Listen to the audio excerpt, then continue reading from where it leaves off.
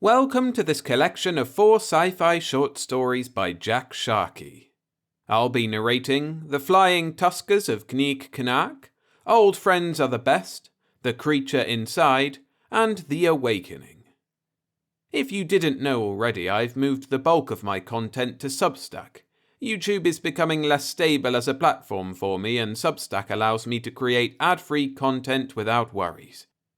So if you'd like to listen to the 3 free stories I publish every week, head over there, and those who contribute a little get a bonus novelette every week.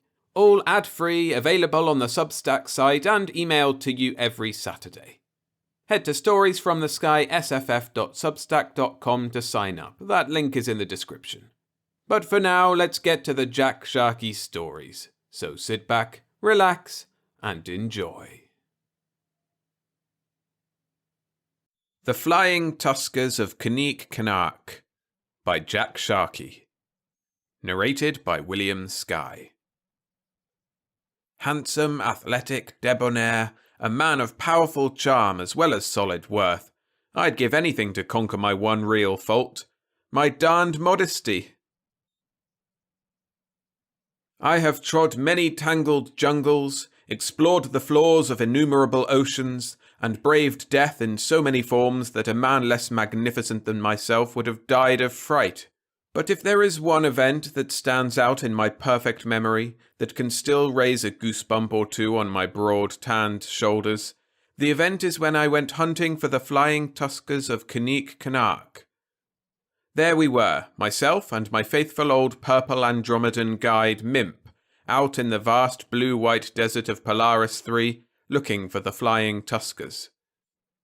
Kneek Knack, the region we trod, was much feared by the Polaris III natives. They were a superstitious bunch anyway, who panicked at the very thought of being trampled or gored, and never ventured into the region of the Tuskers. I, a man of clear head and no nonsense, laughed at their primitive fancies. I set out nonetheless into the desert, with only the barest rudiments necessary for survival. We could get none of the local boys for bearers, so Mimp had to carry everything. Naturally, I had to have both hands free to use my Moxley 55, the best ray rifle you can buy anywhere in the colonized universe. Aside from the ray rifle, I carried nothing save a 14-inch carbon steel bolo knife slung to my belt, my ever-present calabash pipe crammed full of steaming yakweed, expensive to have imported from the Martian canals, but I buy it by the carton, and my trusty f9 Ultiflex binoculars on a short platinum chain. Mimp struggled along behind me as we set off into the desert.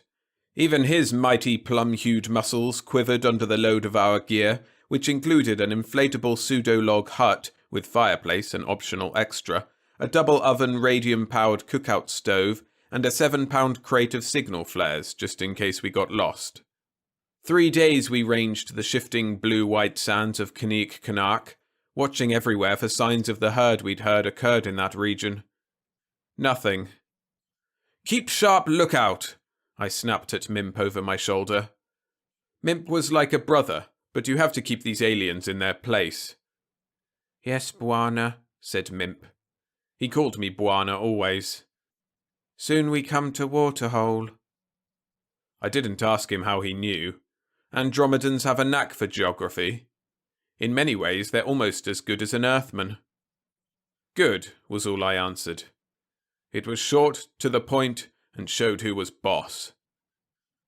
Onward we trekked, a sunburnt duo casting long bronze shadows across the burning sands of Kneek Knack. A thin plume of yakweed fumes marked our passage. It was nearly sunset when we spotted the pink glitter of that sickening slop that is the Polaris III excuse for water. I stood watching the sunset while Mimp unloaded all the gear and began to set up camp.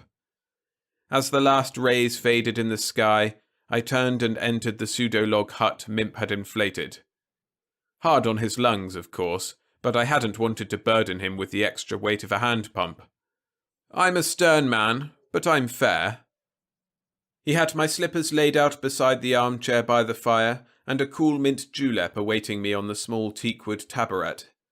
He was busying himself in the kitchenette, whipping up a quick soufflé with one hand and tossing a small salad with the other. Hurry it up there, I growled jovially. Time is money, time is money. A bit of friendly joshing is good for the relationship. Shows Mimp I'm tolerant of him sharing the same quarters, without actually making me act like an equal, if you know what I mean. I hurry, Sahib, said Mimp. Coming up. He always called me Sahib. He rushed across the room and began setting the table with my pearl-handled silverware. No, not there, I yawned, picking up my julep and settling back into the armchair. I think I'd like the table nearer the piano so you can play Chopin nocturnes while I dine. I added as a kindly afterthought, you can reheat your share of the soufflé later after I've gone to bed. Personally, I hate cold soufflé. Yes, Effendi, said Mimp. He always called me Effendi. Rapidly, he moved the table over to the Steinway, set out the finished soufflé and salad, and then hurried to the piano and began laboriously plunking out glorious melody. I took a sip of my julep, then spat it out on the carpet. Mimp! I roared, incensed. Did you make this drink with Polaris 3 water? Craven and cowering, he fell at my feet, whining for mercy. But I was adamant. You let an alien take an inch, and the next thing he swiped a parsec. The knout, I said, keeping my voice emotionless and holding out my hand. Please, Kimasabe, whimpered Mimp. I dared not use the water in the canteens. You know that Polaris 3 water is poisonous to us Andromedans, while you Earthmen can tolerate it. I cannot, I raged. I was speaking medically, he mewed piteously. And I aesthetically, I snarled. The knout, now, and be quick about it. He scurried on all fours to the bureau where I kept my odds and ends, and came crawling back with the brutal leather whip. I weighed the infraction, decided that 3 stripes should be lesson enough, and I laid them onto his bare back with a steady hand. Now, I said, wearied by the effort, play something gay and lilting. Hastily he dragged himself to the Steinway and complied. Dinner was really delicious. Next morning, before sunup, we lay in wait for the herd behind a rock beside the waterhole. The sky was growing pale saffron near the horizon, then light yellow, and finally glaring brass as the sun arose. By sun, I mean the star Polaris, of course. Our sun is a star, you know. Or did you? I knew, naturally. Then, afar off, I espied the bulky blobs in the sky that were the flying tuskers of Kneek Knark. No man had ever hunted one before. I felt pretty proud, let me tell you. Onward they came through the air, their large skin-type grey wings flapping stolidly up and down, about 3 strokes to the mile. Enormous creatures they were, with fiery little eyes and long trailing trunks that had a wicked little hook at the tip. But the thing that really caught one's eye was their tusks. 10 of them, 8 originating in the mouth, and 1 in either foreknee. Each tusk was 7 feet in length, long, white, straight-tapered, and flawless. But not ivory, not on these babies. Pure pearl, that lovely lustrous calcareous concretion. Each tusk would bring 50,000 interplanetary credits on the open market. And there were 10 per elephantine beast, and at least 60 of them in the herd. Look at that, will you? I cried to Mimp. Look, feast your ugly eyes on that gleaming fortune swooping down upon us, Mimp. I look, I feast, he murmured servilely, huddled behind me behind the rock behind the tree. Aliens tend to be cowardly when their lives are in danger. Carefully, I raised the rifle and took a bead on the youngest beast in that descending herd. It's slightly illegal to shoot the fledglings, but after all, I wasn't going to bring him back with me, so no one would know. It's just that I find that when I shoot the eldest in a herd of wildlife, the others miss their protector and flee. But if I shoot one of the babies, the elder ones stay around to protect it, and I get to kill lots more. Nasty, perhaps, but that's the hunting game for you. Anyhow, I took this bead on the beast. I was just in the act of depressing the firing stud when an unwanted lightness in the weapon caught my attention. Irritated, I cracked open the firing chamber. "Mimp!" I growled in one of my rare real wraths. "You didn't load the ray rifle! Even a Moxley 55 is no damned good without cartridges!" "1,000 pardons, boss," muttered Mimp, inclining his loathsome lavender face in a subservient bow. "I go get." He wriggled away across the sand and into the hut, fortunately not disturbing the herd, which was now kneeling on the slope above the waterhole and inhaling that putrid pink liquid through their trunks. I drooled a bit, seeing the rainbow glint of sunlight on those magnificent tusks. Seconds passed, then minutes. The herd was practically slaked, and still no crawling Mimp reappeared from the hut. Soon they'd fly off and cost me a fortune. I was already pretty much in hock after paying the fare to Polaris 3 from Earth. I'd been able to save a little by listing Mimp as baggage and storing him in the hold for the flight. Angry, irked, and pretty well enraged, I moved swiftly toward the hut on hands and knees, scuttling in the doorway as fast as I could, lest the herd see me and flee or attack. In the parlor, I stood erect and glanced about. There was no one in sight, but the back door was open. "Mimp!" I bellowed, stamping across the carpet. "Where are you, you off-color blemish?" No reply. "This means 6 stripes with the knout," I warned him. Then I heard a faint sound, not unlike that of a 14-inch bolo knife being brought down hard upon the inflating valve of a pseudo-log hut. I felt at my belt. My bolo was missing. "Mimp!" I hollered, much too late. Then the whole damned room, piano, fireplace, carpet, armchair and all, snapped in upon me, and I was wound up with those rubberized walls tighter than the center of a golf ball. I think I must have swooned then. Much, much later, by dint of tooth, fingernail, and sheer grit, I had gnawed, clawed, and wrenched my way free of the collapsed hut. A stunning sight met my eyes. All about the waterhole, the flying Tuskers were still kneeling. Every one of them was dead and already beginning to rot.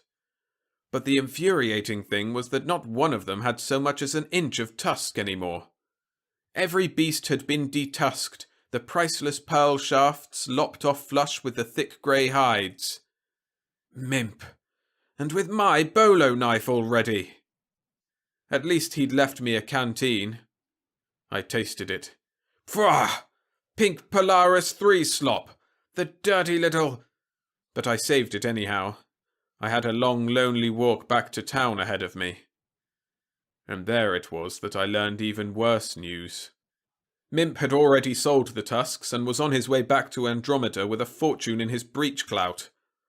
I swore revenge then and there, but was unable to carry it out since I was short the rocket fare back to Earth and the authorities.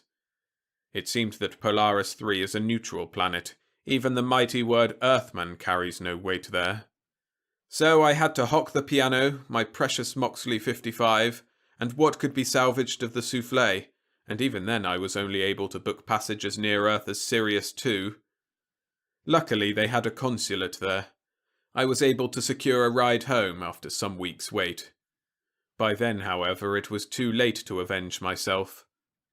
Mimp, with his stolen fortune, had paid off his planet's debt to Earth. Andromeda 4, his home planet, declared its independence, and the Earth authorities throw up their hands and shrug whenever I hint at extraditing him. Seems he's the new emperor there or something. They can't afford to antagonize him. Damn.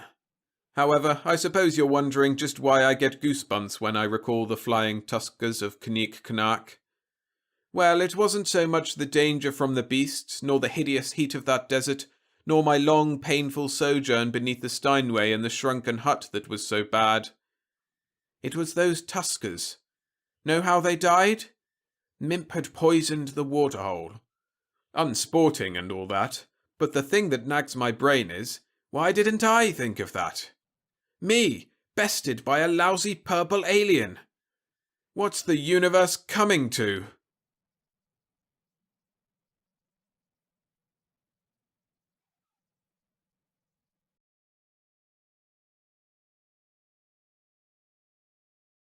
Old Friends Are the Best by Jack Sharkey.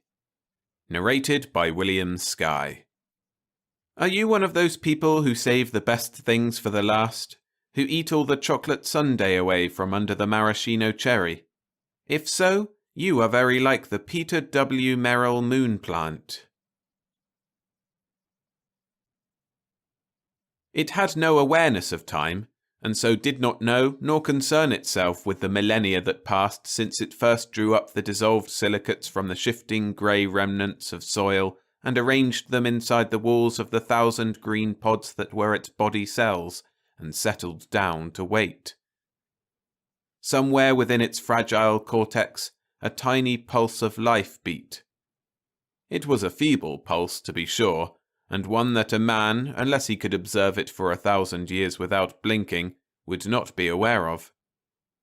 As the normal human heart beat 72 times a minute, so did this tiny swelling of the tube contract once each 100 years. 50 tireless years of contraction, then 50 soothing years of relaxation, bringing the walls of the slender tube together and letting them ease apart. But it was sufficient for its life. The pallid yellow sap was moved about inside the plant once each 100 years, and the plasm of the silicon-protected cellular structure absorbed just the needed amount, bleeding off the waste products between the very molecules of the silicon buttresses, and patiently waiting the century out till the second helping came oozing around. And so it lay dormant through heat that could send a man into convulsions of agony in seconds, through cold that fractional degree lower than can be achieved in a scientific laboratory. It did not know where it was, nor what it was, nor how precarious by cosmic standards was its chance of survival, with sap enough stored in the stiff, coarse roots for only a few more million years. It simply was, and knew that it was, and was satisfied. Such a tiny organism can have only the most rudimentary of memories, but it remembered. Once long before, there had been more. Life had been the same, but somehow fuller. When it tried to recall exactly in what this fullness lay, the memory just was not there, only a vague recollection of comfort, motion, satiation. When the men landed upon the moon in the 20th century, they did not find it at first. Locating it would have been comparable to stumbling upon a solitary blade of grass embedded in ice at the South Pole. Men came to the moon, though, and began to settle there. The first homes they knew were mere metal shacks, filled with life-giving gases of their planetary atmosphere, and devoid of all comfort save those necessary for maintenance of life. But men have a way of rising above the status quo, and so, within half a pulse beat of the plant, the surface of the moon became dotted with these iglooic shacks, then pressurized tunnels radiated out in a unifying network, and soon the domes began to grow. Immense, translucent, lightweight structures of enormous strength bubbled up on the moon, and soon cities were being built beneath them, strange, towering fairyland cities on this satellite, where people and architecture alike boasted 6 times the power possessed on Earth. The cities soared upward in glinting stalagmitic pinnacles, whose tapering ends seemed to threaten the fabric of the domes themselves, but were in reality still far below the blue-white curving surface. Machines lay buried now in the grey pumice that was the surface of the moon, machines that drained gases from the oxides and nitrates within the planetoid, and filled the domes for the people with the life-giving gases. And still the moon grew more domes, and more. And then, 3 motions of the tiny plant after the primal landing of men on the moon, 3 half-cycles later, a pulse and a half, it was found. The man who found it was an engineer, a man of high intelligence. For building on the moon was a perilous undertaking. A man had to know stresses and strains, had to be able to read gauges that warned of vacuum pockets beneath the crust of the moon that, if broken into, could suck the life-giving gases from the metal caissons within which the men laid the foundations of new domes. Had it been on Earth, and the workmen unionized and possibly unlettered, it would have had the fate of a dandelion that stands in the path of a growing subway tube. Unfortunately, the man, as mentioned, had intelligence. Carefully, the fossil, so he presumed, was cut away from the rock in which it was rooted and laid gently in a bed of soft cotton, and that bed in a plastic casing, and the casing in a metal box. The box was loaded aboard a spaceship and sent to a man back on Earth. This man was an eminent botanist, and, eminent or not, he nearly jumped with joy when he'd opened the box, unsealed the container, plucked away the cotton, and saw the plant lying there. It was dead, insofar as he knew, and apparently useless except perhaps as a club, but the botanist was delighted to receive it. Through his head passed notions of cutting it in two, then polishing the twin-cut surfaces, and studying the cell structure so that he might compare its construction with similar, if there were any, plants of Earth, and then write a learned thesis about it which would be read only by other eminent botanists, who would all then curse their luck for not having been friends with any engineers on the moon. The whole procedure, taking the cosmic view, was almost pointless, but it would make the botanist happy at least. However, after setting up his instruments and placing the plant in a sort of padded vise to steady it against the invasion of its privacy, he chanced to see a bit of root, broken off by sheer unaccustomed weight on the planet, lying upon the lab table, and he placed that beneath the glass lens of his microscope and studied it instead. "I'll be damned," he said. "The plasm is liquid." A few dozen of the shattered cells had indeed let their contents spill out onto the slide of his scope. "I wonder," he mused, "if it is viable." "Wouldn't that make for an interesting paper?" he went on, building his dreams upon dreams. "A moon plant, growing in my garden." He decided, as is the way with botanists, to name his, it was now his, having abandoned liberty when it abandoned the moon, to name his plant after himself. And that's how it came to be called the Peter W. Merrill moon plant. He put it in his garden, arranged a small protective wire cylinder around it, and sprinkled it with water. Then he went into the house to start typing up his notes for that forthcoming paper. As he lay there in the soft loam, feeling the cool trickling of the water passing over his stiff tendrils, the newly christened Pete felt a stirring within himself. The sunlight that now struck him was filtered by an atmosphere, and gentle in its action upon him. Pete prodded his memory, and suddenly decided that silicates, after all, are not the most comfortable of linings for one's tender green cells. He seemed to recall a state of lush, sybaritic softness in pre-silicate times. Decidedly, the silicates must go, thought Pete. And go they did, molecule by molecule, down into the earth through his roots, which were now acting as tiny spigots, getting rid of the scratchy stuff that had bolstered the cell walls against change for millennia past, leaving Pete softer, greener, livelier, and a constant delight to the heart of Peter W. Merrill the First whenever he came out to tend his plant between pages of his thesis. Pete, after spewing the last hateful molecule away, reversed his tiny fibre engines and began to draw in. He drew in all sorts of things as the days passed. A lot of minerals, and just enough water to float them in. Mostly, Pete's growing hunger sought out iron. Pete didn't know why he wanted iron, any more than a smoker knows why he wants another cigarette, but Pete's interest in iron was as intense as any smoker's in tobacco. Above the ground, he grew very few inches larger, merely broadening his dark green spiral leaves a bit to catch the tiny amount of warmth he required for growth.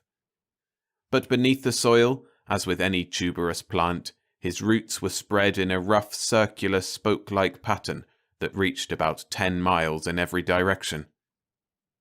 Pete Sr., had he tried to dig his plant up, would have been very much surprised to find he could not do it. But he didn't try, so his life went on as usual with no surprises, which is the way he preferred it, so he was happy enough. It wasn't until his paper had been duly published and botanical cronies had shaken the dust from their whiskers and toddled around to see this enviable possession that something of the root structure was discovered. "Seems to spread underground," one remarked. "Kind of a lunatic crabgrass," another jibed. "Sure you're not pulling our leg, Merrill?" said a third. "Seems a bit stunted." "Gravity," said Pete Sr. "Not used to it yet." Then they all had coffee and cake, shook hands with Pete Sr., and went to their homes and laboratories. By this time, of course, at the farthest reaches of Pete's root network, duplicate Petes were popping up above ground, quietly and unostentatiously. Pete stood barely 5 inches high, and much like their parent. They too began sending out spoke-like root networks. Some of them, stronger than others, sent roots for a radius of 100 miles, others for a few leagues and no more. Eventually, Pete Sr. reached an age where his body cells died more rapidly than they were replaced. That is, he achieved old age, and he passed from his life, leaving a wife, 3 children, and an unpaid fertilizer bill. Pete himself, by now, was pulsing considerably faster. In fact, incredibly faster, after his once-a-century contraction of short years before. His pulse rate was now in the neighborhood of 10 per second, which is a pretty good increase. It soon reached hundreds per second. And his offspring weren't far behind him either. Since the whole planet was now as interwoven with Pete-type networks as the inside of a baseball with string, this constant vibration, which slowly began to beat in a united concentration, began to make itself felt. People started to complain about it. So scientists with seismographs and even dowsers with willow twigs began to seek out the source of this unnerving, almost supersonic thrilling of the planet crust. Eventually, they located the tiny green plants with the spirally leaves at the center, the loudest point, of each network. Someone recognized the plant, and they confirmed this someone's suspicions by a check of the public library's back issues of Botanists Quarterly. It was the moon plant, all right. The Peter W. Merrill moon plant. Yes, sir. That's what it was. The public, though, was not satisfied with the finding of a name for the disturbance, and insisted that it be brought to a halt somehow. Naturally, the International Society of Botanists, Biologists, and Biochemists raised one hell of a fuss about this, but on a democratic planet, they were summarily outvoted, and all spirally little green Peter W. Merrill moon plants were, well, not uprooted, that would be impossible, but they were all cropped flush with the earth wherever found, and salt, acid, and all manner of nasty things poured into the stumps. However, nothing happened at all to the vibrations. People began to get fidgety, and started petitioning their representatives in government to do something. A lot of speeches were then made, all over Earth, about the noise and general disturbance of the moon plant roots, but none of them offered a solution to the increasing racket. It was about this time that plumb lines started hanging crooked. Oh, it wasn't detected at first. How could it be, at first? Because you judge things by plumb lines, not vice versa. However, in a month, when everything was about 5 degrees off the vertical, notice began to be taken.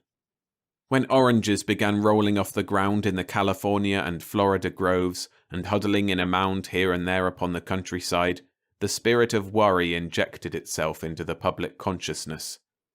Niagara Falls' spectacular skew-wise splashing toward the Canadian side didn't set many hearts at ease either.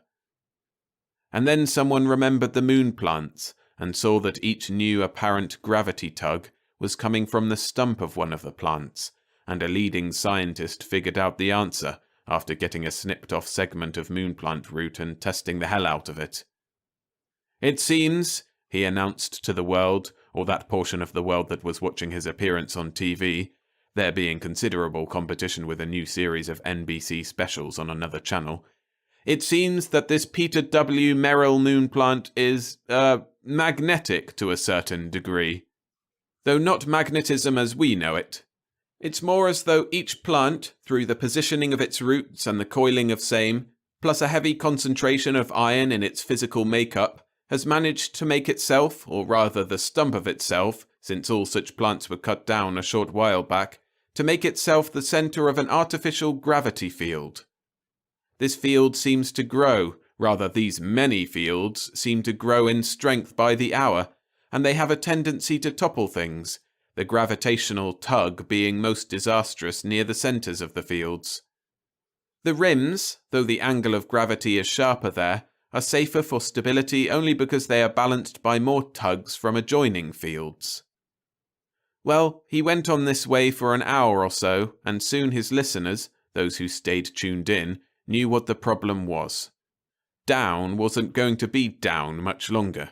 It was going to depend on which moon plant stump you happened to be near. The prospect didn't seem too much fun, and people started selling their homes and such, and booking passage to the moon, where life was controlled, but carefree, and free of annoying vibrations and rolling oranges. Lunar real estate enjoyed a fabulous boom for weeks after the telecast by the scientist, but it was soon all filled up, and further immigrations would have to wait the construction of more domes to house the newcomers. The laggards, understandably, raised a fuss about this callous attitude, and went moonward anyway until about 2/3 of the Earth's population was on the moon, the place becoming so hopelessly crowded that people had to half-rent rooms there, sleeping in alternating shifts with other half-renters, and spending their waking hours wandering the streets. "Things," sighed one realtor to another, "can't get much worse." And that's when the first meteor landed on Earth.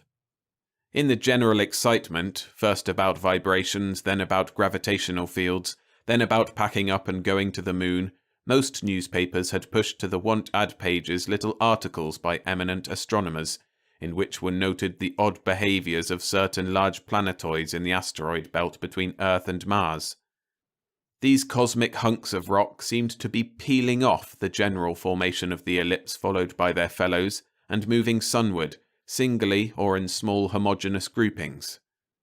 Well, the first one landed, and left a dent on Earth where the Congo used to be, the shock being felt as far north as Oslo, to add to their vibrational, gravitational, and evacuational difficulties. Scientists on the moon, being as single-minded as scientists anywhere, became ecstatic. At last, the mystery of the ages was solved. Who put the pox in the face of the moon? A Peter W. Merrill moon plant, of course. They looked down in rapture as meteor after meteor, drawn across the countless miles of space by the pulsating gravity fields, plunged into the Earth, leaving pox visible to the naked moon-dweller's eye. And darned if each meteor didn't strike dead center of each plant network. After about a month, Earth looked almost exactly like the moon had once looked, with the exception of one locale, Australia, and much of the Pacific Ocean surrounding it. "It will indeed be a titanic meteor that hits there," the moon scientists enthused.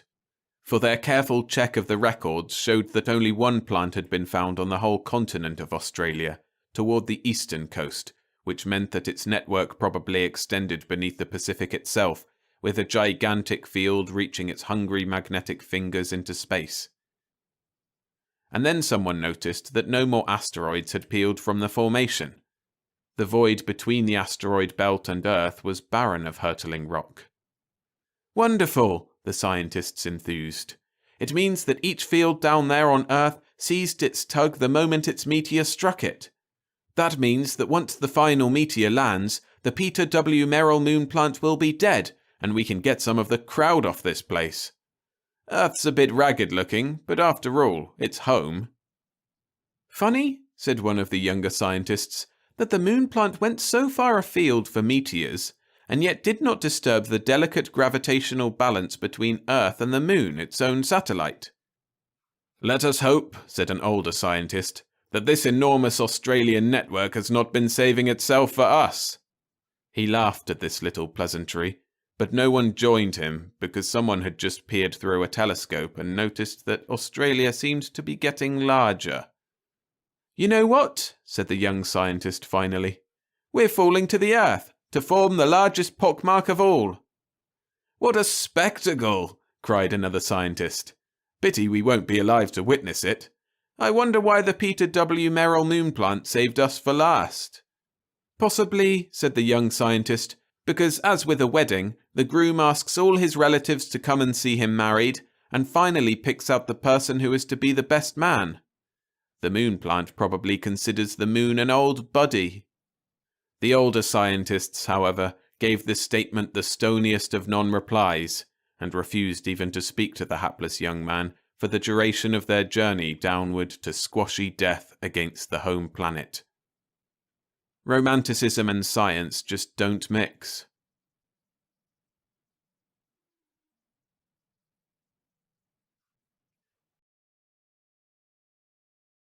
If you're enjoying the stories, hit the like button to help the channel grow. Thanks. The Creature Inside by Jack Sharkey. Narrated by William Skye.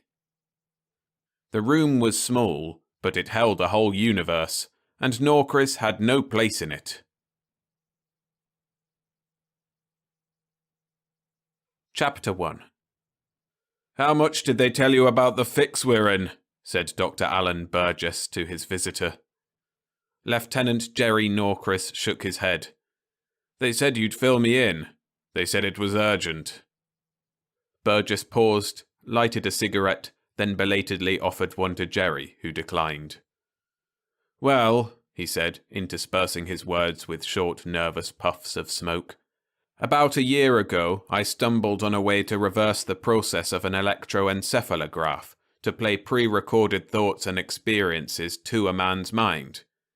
You zoologists, with your contact process for penetrating newly discovered fauna's minds, will be familiar with the process. Luckily for us." Jerry eyed him. "Go on." "My development involves an infinitely selective feedback. We give the subject a saturating dose of inflowing concepts. His mind is free to choose among them and to link them. Take bigness, affluence, and danger, for an instance. The subject puts them together and fleshes them out. He could experience a large, expensive fission bomb falling onto him, or he could be sacrificed to an immense golden idol, or anything that his inner mind chose." "I begin to understand," said Jerry. "The overlay influences all the senses. The subject thinks he's really undergoing whatever he conjures up, and you use it for therapy, letting him work off his aggressions and frustrations in what seems to him an actual universe." "Correct, except for the tense," said Alan Burgess. "I was doing that until Monday of this week." He leaned forward across the desk. "We screen the subjects carefully because certain psychoses could be disastrous to the subject in my device. Paranoia, for instance. The man would be amid unutterable horrors with danger on every side. He'd emerge a gibbering idiot if he didn't die of heart failure first." "Emerge?" asked Jerry, frowning. "I'd assumed you used a helmet, such as we do in contact." Burgess sighed. "Unfortunately, I am paying the penalty of lone wolf experimentation. I wish I'd had the sense to route the input to the brain through a helmet, but I didn't. Instead, I installed the person in an observation room. The influencing factor was nutrition. Intravenous feedings wouldn't have served the purpose of the observer. Sometimes the subject's choice of foodstuffs is significant. He had to be let move about, his mind in a make-believe world, but his body actually moving about a room we could see into. So, I had an atomic duplicator installed. The hospital got one last year for making radium, turning cancerous growths into normal flesh, regrowing bone and the like. Should the subject then grow hungry, the duplicator would be triggered by his conviction of eating. In his mind, he might be hanging from a branch by his tail, for instance. The duplicator's production of bananas, coconuts, or whatever would give us a further clue to his state of mind. You see?"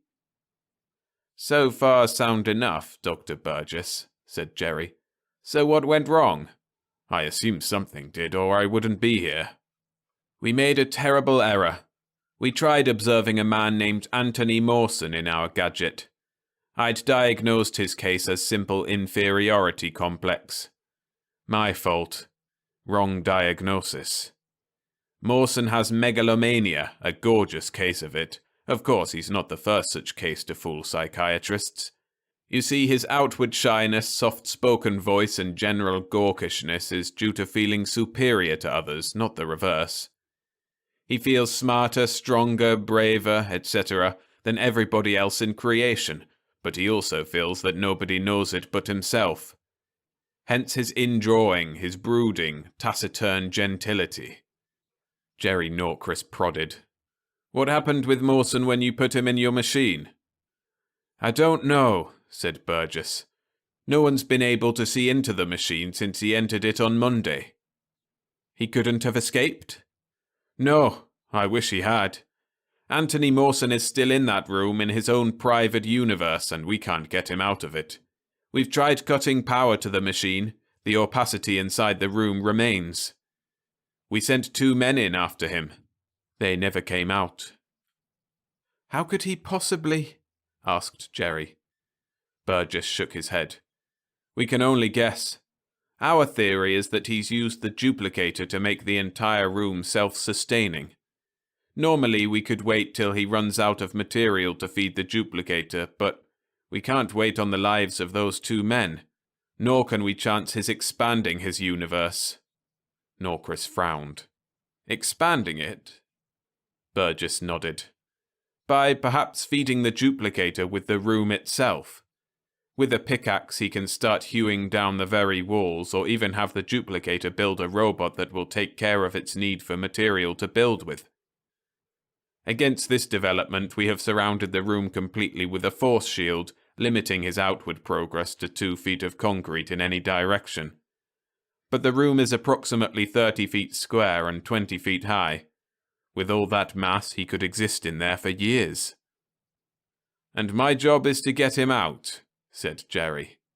Yes, the government feels that a contact specialist's the only kind of man to send into this madman's world. You men are used to extrasomatic experiences, and you have learned to live with danger without losing your heads. Well, said Jerry, getting up, I guess that sums up the situation sufficiently. Burgess nodded sadly. Any further briefing is useless. Impossible, really. I've told you the situation, and you can certainly imagine the danger. But as for the solution, well, you'll just have to feel your way and do whatever you think best. Jerry paused beside Burgess at the door to the hall. One thing, though, Doctor. When I get into the influence of the machine, what kind of universe will I be in? Mine or Mawson's? I can only theorize on that, said Burgess. My guess would be that you'll find both in there, one vying for supremacy over the other. This fight won't be man to man. It will be universe against universe. Chapter 2. There had been no sensation at all as Jerry stepped through the flat sheet of greyness in the doorway. No more physical awareness than a blind man might feel when passing through the beam of a powerful light. Perhaps there was a slight sensation of the mere presence of the energies that kept the opacity in existence, but that sensation, Jerry knew, was psychological, not actual. Although, he realized as his world became an infinity of opalescent grey, in this place a psychological awareness will be no different from a genuine physical sensation. Better be careful what I think about in this psychokinetic fog. The thought was barely formulated when the greyness changed. It became moist against his flesh and started swirling in tendrils about him. Damn it, be careful, he belatedly cautioned his mind. Now the stuff is fog. Ahead of him in the swirling mist, a brighter-than-grey glow led his footsteps forward. He found himself standing beneath an overhanging marquee. Its black undersurface was runneled with condensed moisture amid the garish naked bulbs that haloed the wet cement sidewalk. A red-coated doorman, resplendent behind rows of bright brassy buttons, gave him a smile as he pulled open the door that led to the club. Jerry nodded and went inside.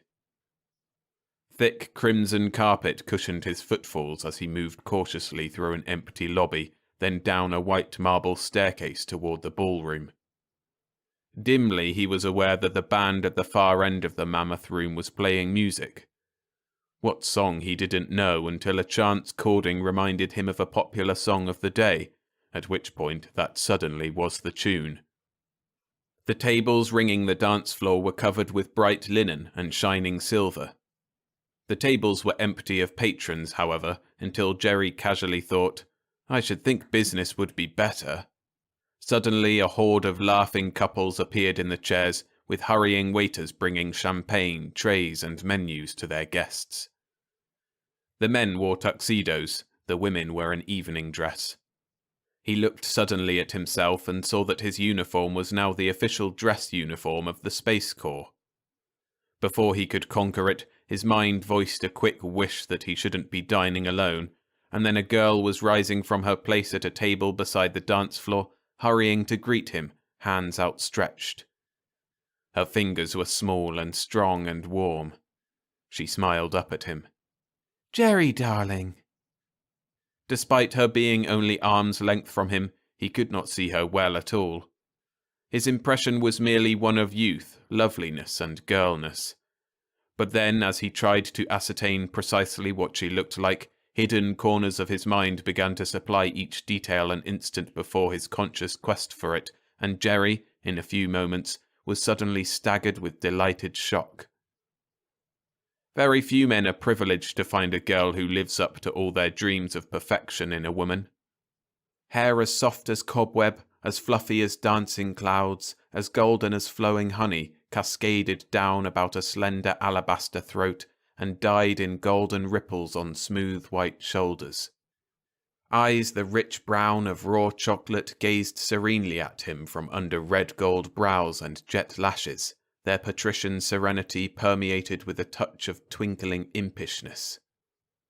Her lips were soft and not unlike berry-stained velvet, sweet and warm and tempting, her mouth generous and tilted at the corners into a smile of greeting, obviously the result of her subduing a frank laugh of joy at seeing him. Geometrically perfect teeth flashed white as porcelain between her lips. Her gown was a shimmering midnight blue, highlighted with random sprinkles of brightly coruscating gems. Even as his lips parted to ask her name, Jerry knew it and spoke it softly. "Carol." "Listen," she said softly, tilting her head toward where the band had begun a new song. Swift, urgent, and rapturous, it floated through the room, surrounded the two of them, took possession of them. Then Carol was in his arms, and Jerry was dancing out onto the floor with her. The other couples were a blur of forgotten figures that swayed. It was their song, their own private love song, the one that had been playing on the night when they both knew, suddenly, that there could be no one else for either of them but the other.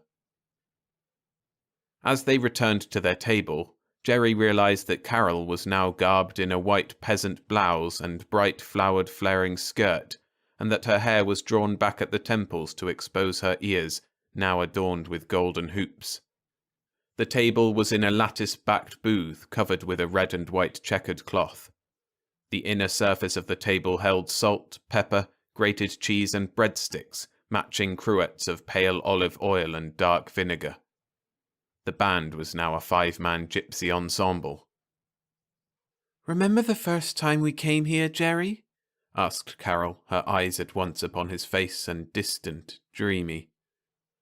As she smiled, Jerry noticed with dull horror that one of her eyes was perceptibly lower than the other.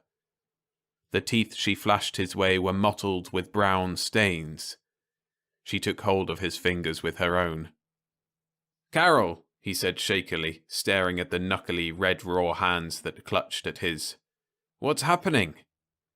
"Happening?" she said, her voice a raucous croak of amusement. "Nothing's happening.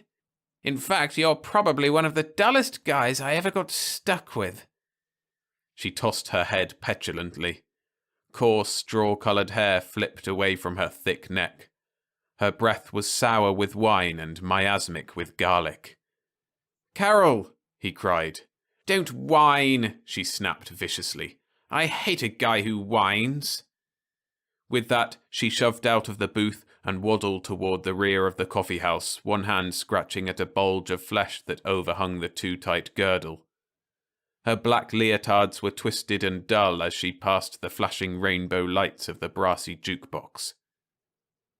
Jerry shoved away from the table, overturning his coffee in its cracked china cup, and he wove his way through the reek and smoke toward the door through which she'd vanished.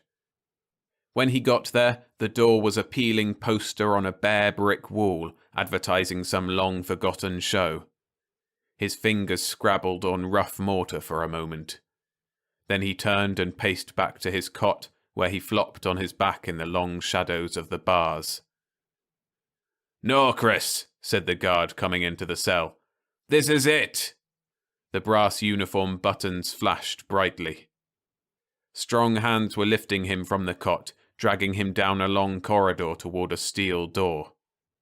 As they got there, the door opened wide, and Jerry saw the gaping maw of hungry steel gears, while behind him a man's voice droned prayers.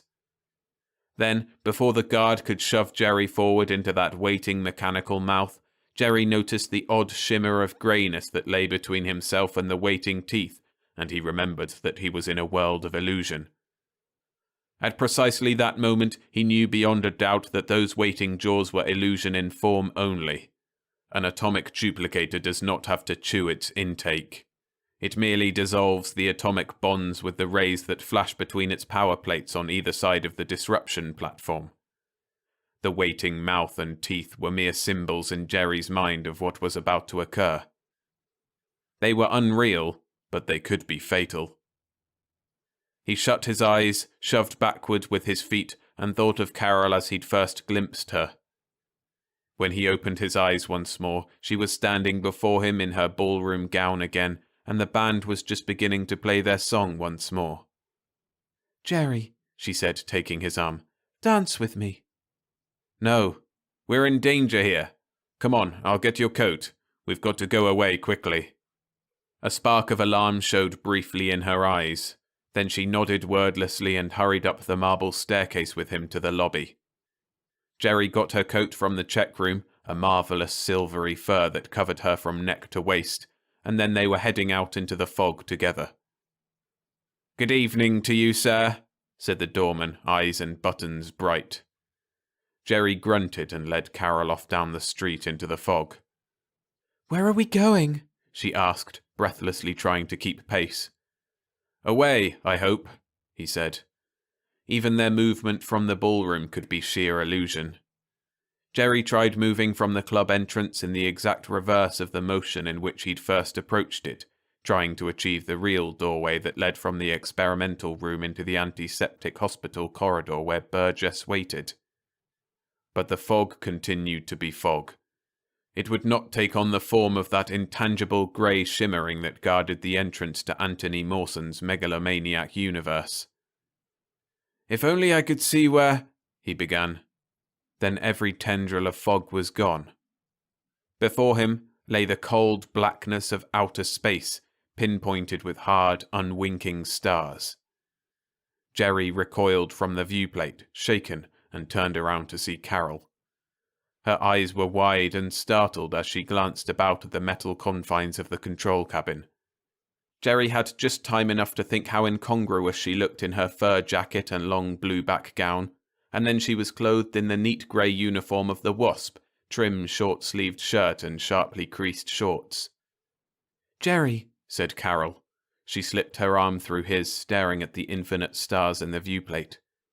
"What are we running from?" He tried to think, but could not remember. "There's some danger behind us. We have to get away from it, Carol. It means complete destruction if we're caught." Carol stared helplessly at the stars in the viewplate. "But where are we running to?" Jerry shook his head. "Impossible to tell. Not without the help of a good astrogator. Out in space, stars shift and magnitudes change. I'm not even qualified to guess." "Sire," said the astrogator, handing a clipboard to Jerry, "we can reach any of these 7 stars in a few hours. Just tell me where you'd prefer to go." Jerry turned to the man, resplendent in his neat Space Corps uniform, jacket bright with brass buttons. When he tried to focus upon the man's features, he could detect nothing. "We'd better choose the quickest trip," Jerry said after a moment's indecision. "No telling how much fuel we have left." The astrogator nodded. "I'm afraid that's out of my department, all right, sir. But if you'd care to check the tanks—" Without waiting for a reply, the man turned and began to pick his way carefully toward the rear of the spaceship, stepping from girder to girder. The floor, Jerry noticed idly as he followed, was exposed to open space between the curving ribs of steel that formed the framework of the ship. "Careful now," he said, helping Carol along from one to the other. "That's vacuum out there. We don't want to fall through." Ahead of Jerry, the implacable man with the brass buttons was nearly to the steel door masking the blast chamber where the components of fuel were mingled and ignited. Jerry, giddily aware of every hazardous step over the squares of star-speckled blackness, kept one hand on Carol's arm, the other on her chessboard. "Don't spill any of the men," she cautioned as the diminutive plastic figures danced and rattled on the board. "I don't intend to search the whole cosmos for a pawn." "Here you go, sir," said the politely insistent astrogator, opening the steel door. Before Jerry yawned an oval of intense white flame, the radiating heat crisping against his skin and hair. "The fission rate," Jerry mumbled, consulting his wristwatch. "I've got to time it or I won't be able to calculate the amount of fuel still in the bulkheads." "Count it by steps, sir," suggested the astrogator. "1," said Jerry, stepping out toward that blinding coruscation of heat. "2," he said, feeling carefully for the next girder. Then the toe of his boot slipped from the metal, and he realized, with a horrible lancing of adrenaline through his abdomen, that he was falling out the opening between the girders. The only salvation would be a shove with his still braced rear foot, but that would carry him directly into the inferno of burning fuel. An eternity of falling through icy vacuum against an instant of intolerable searing pain. "The fire!" gasped Jerry, toppling in inexorable slow motion towards starry darkness, a cloud of twirling chess pieces orbiting about his head. "I've got to make it into the fire!" He tensed the muscles of the laggard leg for the spring that would carry him to destruction, and then he saw that the chess pieces were shimmering grey, and the oval frame of the doorway to the flaming fuel was shimmering grey, and even what had seemed hot white burning was cold grey waiting mist, and with a yell of remembrance, Jerry clamped shut his eyes and let himself plunge downward into nothingness. Chapter 3. "Are you all right, Norcris?" Jerry blinked slowly, then focused on the face of Dr. Alan Burgess. He found himself lying on a narrow, white-sheeted cart in the corridor outside the room where all the trouble had begun. "Mawson," he said groggily. "Is he—" Burgess nodded wearily. "Still in there, in full control of his one-man universe. What happened, Norcris? You came tumbling out that door like a wild man, clawing the air and yelling. Then you went into shock. You've been unconscious for 2 hours. I thought I was falling," Jerry admitted. "The last thing I remember is stepping through the open space between a spaceship's supporting girders." "What open space?" said Burgess, frowning curiously. Jerry shook his head. "There isn't any such thing. But something happens to logic in that room. It's like having a dream, Doctor. Things that would startle you in everyday life seem correct, even familiar. But there's a kind of pattern to events. At first, I'm in my universe and mostly in control.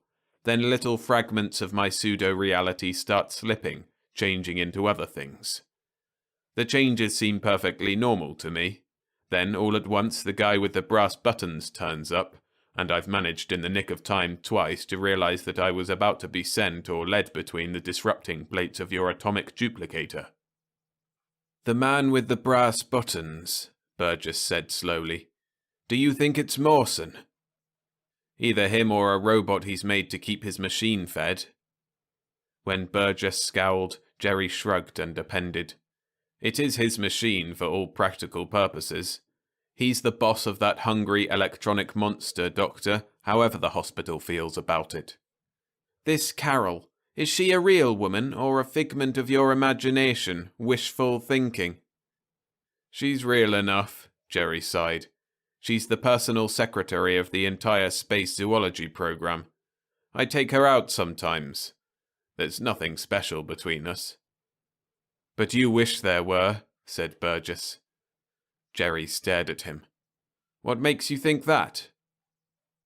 Burgess tilted his head toward the room where Mawson still maintained control. "Your vision's in there. You must think a lot of her. You can kid yourself consciously, but nearly all you underwent in there came straight from your subconscious. And a subconscious just doesn't know how to lie." Jerry changed the subject. "What's our next move? How soon can I go back after Mawson?" "You can't. Mawson's knowledge of this Carol can easily be turned to your disadvantage. He can use her to lead you to dissolution in there. No, it's much too risky. You're lucky you got out when you did." "But what about Mawson, then?" Burgess tried to look confident. He failed. "We can ring up your headquarters and ask for another man. Or, if worse comes to worse, we can partition off this part of the hospital and just sit it out until Mawson runs out of atomic building blocks." "Which may take years," Jerry reminded him. Burgess turned his palms upward. "What else can we do?" "Send me again," said Jerry. "I know the score pretty well now. I know what to watch out for. I'm sure that with one more try I can get Mawson out of there." "Sorry," Burgess said, shaking his head. "As a medical man, I cannot permit it. You've had a bad shock. We'll try someone else if your outfit will send someone, and see what happens. If he fails, or if they won't supply us with any more men, then, well, you can try again in a few weeks if you're still game. But not now. Doctor, in a few weeks, Mawson will be so well in control of that universe that he may find a way to block the entrance. Have you thought of that?" "His universe is not a real one," Burgess began. "But that duplicator is real enough. It can make anything he decides he needs. And at any time he may get the bright idea of simply mounting his machine right at the entrance, so anyone stepping into that grey field will be powdered into atoms instantly." "That's true enough," admitted Burgess. "But my diagnosis still stands. For now, you are off this assignment. When I feel you're ready, assuming nothing else has succeeded meantime, I'll contact you at the base." "How do you know I won't be off on some other planet by then?" asked Jerry bitterly. "I don't," said Burgess. "I hope you are not, but there isn't anything further I can do about it. I'm sorry." "And what do I do in the meantime?" Burgess grinned. "Call up this Carol and go out on the town." Jerry shook his head at the last part. "No thanks. I prefer Carol to know nothing about it." Burgess shrugged and gave it up. "All right, Norcris. Rest here till you feel stronger, then you're free to go." Then he was striding off down the corridor. After a bit, Jerry sat up cautiously, let the slight giddiness subside, then swung his legs off the side of the cart and got down. Behind him, the door to Mawson's universe stood open on its wall of greyness. Jerry stared thoughtfully at it, then saw that the two interns who were guarding the opposite ends of this section of the hospital corridor were hesitantly half-starting toward him. Jerry knew he could be through that doorway and into the greyness before they got within 10 feet of him. Chapter 4. Then his shoulders slumped, and he turned and walked toward the elevators. Burgess was right. He felt worn out and uninclined to make grandstand plays. Besides, he thought, thumbing the elevator button, it would be nice to see the real Carol again after her nebulous pseudo-self. He wanted very much to put his arms around a girl who wouldn't suddenly turn into something horrible in his embrace. The steel doors slid open before him, and the elevator boy leaned out to check the corridor for other passengers. "Down," he said. Jerry nodded and started into the elevator. Then he hesitated and looked back toward the room where Mawson reigned supreme, then back at the elevator boy. "Say," he said uncertainly, "that's a strange outfit for an elevator attendant in a hospital. I'd have expected an orderly in an all-white get-up."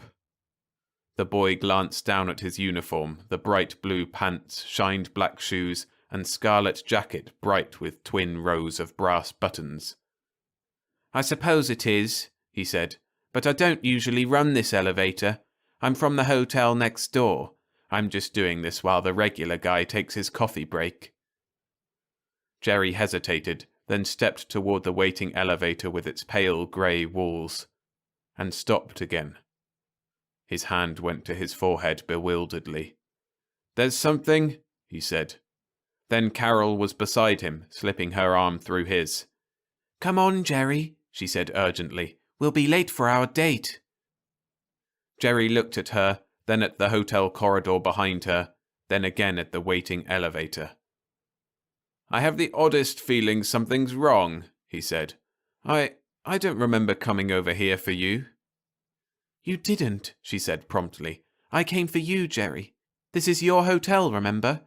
Dr. Burgess said you'd had a bad shock, but I didn't know how bad till now." "Shock?" said Jerry. "What shock? What was bothering me?" Carol smiled tightly. Nothing at all. Come on, Jerry, darling." Again she drew him toward the elevator. "If I could only remember," he said uneasily, on the brink of that open cube of bright greyness. Then his eyes focused upon the brass buttons fronting the boy's jacket, and at his own shadow as it passed across those glowing hemispheres. As the shadow crossed a button, the colour would die and the button would be dull crystal, and then glow bright and brassy again when the shadow had passed. "Photoelectric cells," said Jerry. "Light-sensitive cells. Those aren't buttons, they're eyes. Multiple robot eyes." He staggered away from the boy. Carol stopped him. The elevator boy, suddenly half again Jerry's height, was towering over him, long steel arms extending like hooked telescopes toward him. "Get in, Jerry, get in!" cried Carol, struggling to push him forward toward those invincible metal clamps. In a fury of fear, Jerry fought her, grappled with her, twisted to avoid those extending robot hands that would drag him to destruction. And suddenly Carol was screaming his name, and her eyes were pools of terror and betrayal, and the leaping metal fingers had buried themselves in the soft flesh of her shoulders and dragged her back into greyness. Incredible energies came alive about her, and then there was only a shimmer of dusty, crystalline winds, and she was gone. Jerry found himself standing before the still, warm plates of the atomic duplicator in the room where Mawson had had his short-lived universe. Beside the machine, a squat cubic box dangled limp steel arms, its rows of photoelectric cells losing their golden glow. And then, as Burgess came hurrying in through the door, he toppled over in a dead faint. "So there is no such person as Carol," said Burgess, standing at the foot of the hospital bed. "She was only the figment of your imagination?" "Yes," said Jerry dully. "And all along it was Mawson I was really with. He was clever, all right. She was certainly the last occupant of that crazy place I was likely to attack. If he had not tried attacking me himself, I might be atom dust by now. A little longer, and he, I mean, might have talked me into that elevator." "Well," said Burgess, "I'm sorry this thing ended with Mawson's dissolution, but that can't be helped. You did your job well, Lieutenant." "Thanks," said Jerry expressionlessly. "To come so near death so many times," Burgess shuddered. "You have a remarkable constitution not to have cracked under such a strain. Lieutenant, you're a lucky man." And Jerry, his mind still filled with a vision of golden hair, soft brown eyes, and warm, eager lips, could only echo wearily, "Very lucky."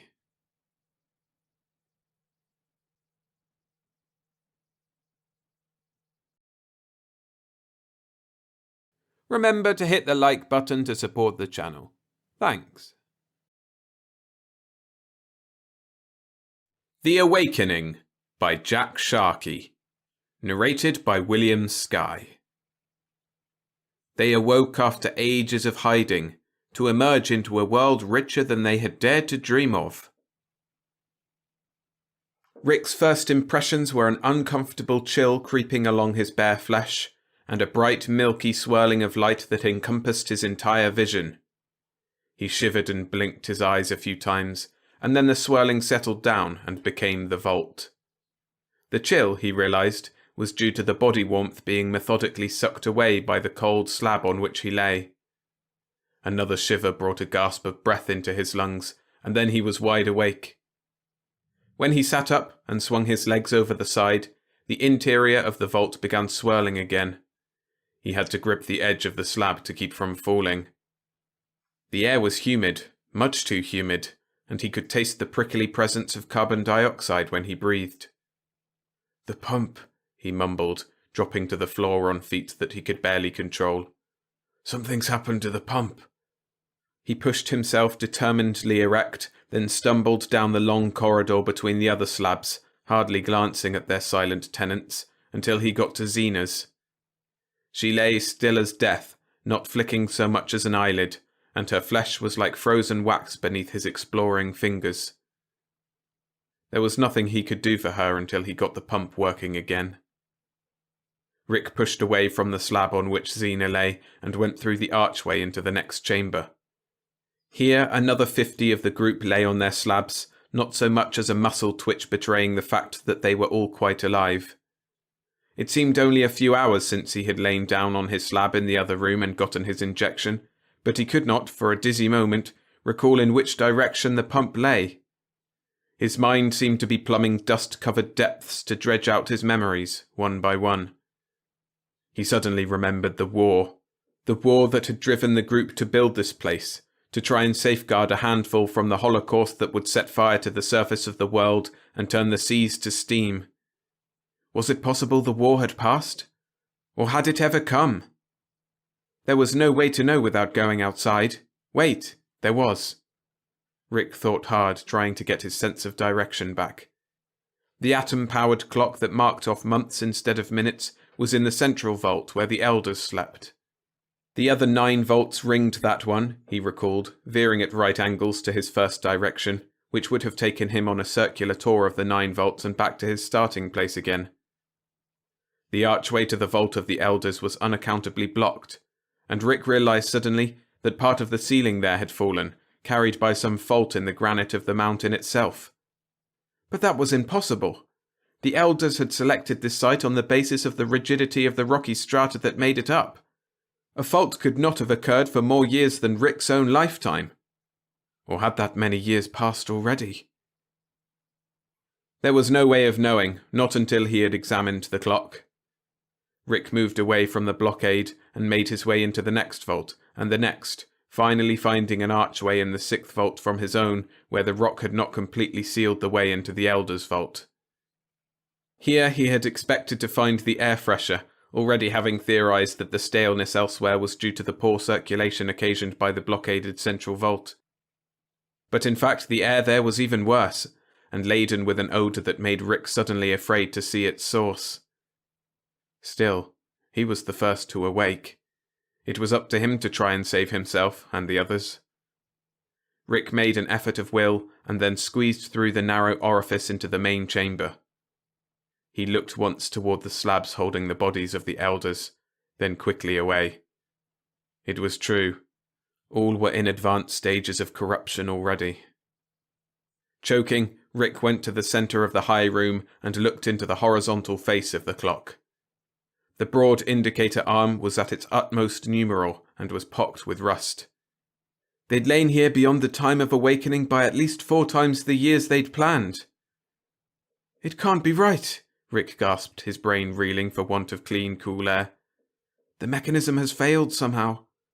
Afraid to think about it, he tilted the clock up on its base until the pedestal which supported it lay on its side upon the floor. The square block of metal that based the pedestal was now up-tilted beyond the vertical, exposing a gaping trap in the floor. Rick did not like the tarnished look of the metal underside of the pedestal base, forged of an alloy supposed to be incorruptible. A sick thought took hold of his insides then, as he placed one foot upon the rocky staircase under the floor. The clock indicator had halted at its utmost numeral. But what if they'd lain here even longer than that? There would be no way of knowing. No way at all. He descended the staircase swiftly then, glad at least that the air was better down in the pump chamber. It would be, of course, he reminded himself, if the pump went off even. This air would never be circulated, never have its chance to become corrupt with our exhalations. And then his musing was halted in mid-thought as he came upon the pump, or upon what had been the pump.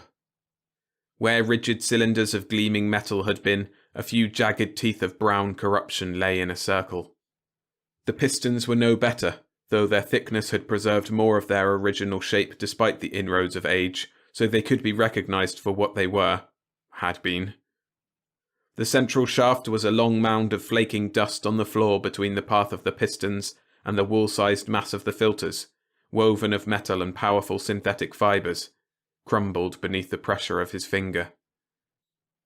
He sought and found the ponderous casing in which the engine-empowering radioactive element had lain, and its thick walls tore away like wood pulp in his hands.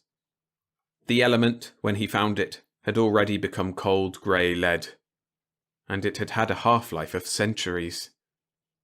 Rick crumpled slowly to the floor, shutting his eyes, trying not to think of the eons which must have passed while they all lay sleeping the pseudo-death in the vaults. What might the world have become in the interim? A current of cool air suddenly touched his face. His head came up instantly, his eyes seeking the source. A feathery motion of torn edges in the filter showed him that it came through the gap he had torn there. Rick sprang to his feet then, leaped at the filter, and tore out chunks by the armful, letting the pulverized material float in spinning clouds of dust motes behind him. The air grew stronger, came faster, as he ripped away the corruption, and then he could see the tunnel beyond. Gasping at the effort, how long since he had eaten, he staggered back from the opening, then back up the stairs into the chamber of the elders. Now that his nostrils had been stimulated by the clean air, the smell of corruption was violently repelling, but he held his breath and ran to the gap in the tumbled rock about the archway and squeezed his way into the area of subsidiary vaults. Without the pump in operation, the air could not circulate to this point, but he hoped to drag some of his companions down to the torn filter and revive them, then, with their help, bring the others. It would be all right. They would be saved, as planned. He regretted the loss of the elders, but no matter. They were but the rulers. He and the others were the chemists, the scientists, the engineers. New elderships could be created when they had become settled again and could rebuild their civilization. He went to Xena's slab first. She would not be as much help as some of the others, but Xena and he were too close for him to delay her revival any longer. Life was not worth having without Xena. He carried her out of the vault, through the gap and thick miasma of corruption, then down into the pump chamber. Leaving her lying on her back with the breeze ruffling her hair about her face, Rick went back up for the next person. 3 exhausting trips later, he sat among the bodies of his friends, listening with joy to their returning quiver of breath and life. Xena was the first to open her eyes. She seemed startled to find she was no longer on the slab, and then joyous when her glance fell upon his eager face. "We've done it," she sighed. "We came through." She tried to sit up, then lay down heavily. "Rick, I'm so weak." "We need food, all of us," he said. "I'm weak myself." He arose from his crouch at her side and stared down the tunnel to the outer world. "I don't know what it's like out there," he said. "There may be no food at all. If the war was as devastating as predicted, it may be barren rock, burning sun, and overall death." "How long?" Xena began, and then her eyes fell upon the time-rotted hulk of the pump, and she stopped, her face going pale. "As long as that?" she whispered. "Oh, Rick, do you think—" "I'll know when I've looked," he said. Their eyes met for a long, silent moment, then he turned and started up the tunnel. 300 strides brought him to the barrier, the thinly perforated shield of rock that had been left intact to hide the location of the vaults from their enemies. Rick put his shoulder to the shell. It cracked and fell away, as he'd thought it would, with weather and erosion having weakened it for centuries. Bright yellow moonlight lay all about the land outside. Incredibly fine sand was everywhere, but a smell of fresh water and green growing things was mingled with the night air. The region had not been desert when the vaults were constructed. The war had left its mark of devastation here, Rick saw, looking in vain for a trace of the magnificent towered city that had once been just beyond this spot. He shook off his dismay and set himself to the task for which he'd emerged. The animals had to be alive yet, or they were doomed. He'd always regretted the haste in their preparations that had precluded preparing survival vaults for the food animals. The best they'd been able to do, before the day of devastation, was herd the stupid beasts into caves and pile the entrances with loose rock, hoping the animals would dig themselves out only after the worst fury of the war had passed. Rick threw off the bitter memory abruptly as his ears detected a tiny buzz of sound. He dropped to the ground and lay still, watching to see what sort of beast would appear. It sounded larger than the animals he remembered. "I must be near a waterhole," he reasoned. "There's a pathway here, made by many animals passing this way," he mused, studying the narrow, flattened track that he'd spotted in the night-chilled sand. Then he saw something coming slowly up the trail, a thing much larger than the animals he remembered. It was a long moment before he realized what it was, and smiled. Then he reached out his hands and had it. It buzzed loudly in his grip until he pounded it to silence on a rock. By the time he'd returned to the pump chamber, he'd managed to prise it open, but its contents, mangled by the smashing upon the rock, were barely fit to eat. "It's better than I could have hoped," he said to Xena when they and the others had picked the thing clean. "Life promises to be much more exciting, infinitely more sporting in this new age outside the vaults. With care, we can survive until our engineers rig up some whip rays and herding claws again." "It will be fun," Xena agreed, smiling with grim anticipation. "I enjoy a challenge in the hunt. Who'd have thought the animals would have come so far from the caves?" It was hours later that the bus company grew worried about their missing vehicle and started an investigation. But they could find no trace of the bus anywhere, and it remained a mystery until the day everybody suddenly knew what had happened. But that was far too late.